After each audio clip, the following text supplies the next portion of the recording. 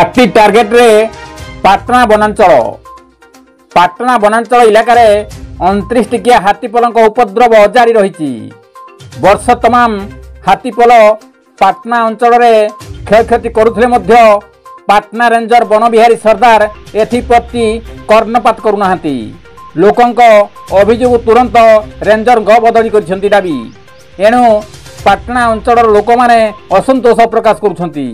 गतकाली विलंबित राति पाटना ब्लॉक सरासकुला पंचायत जियाणी साही हाथीपल बलराम पैदा दुईटी घर भांगा सहित धान चाउल खाई बासन कुसन मारी नष्ट करिसेंती हाथीपल। सेहीपरि सुनलता नायक घर कांथ भांगा सहित धान एवं बस्ता चाउल पूरा टेकी नहीं खाई। एहापर तुलसीपुर ग्राम अंगनवाड़ी केन्द्र को भांगा सहित सेठा मुढ़ी एवं सुला छतुआ गुंड को खाई देइछंती। क्षतिग्रस्त को तुरंत क्षतिपूरण जोगाई देवा सह हाथीपल को घोड़ा ग्रामवासी माने दाबी करिसेंती। कविंद्र राउत का रिपोर्ट केडी न्यूज ओडिया।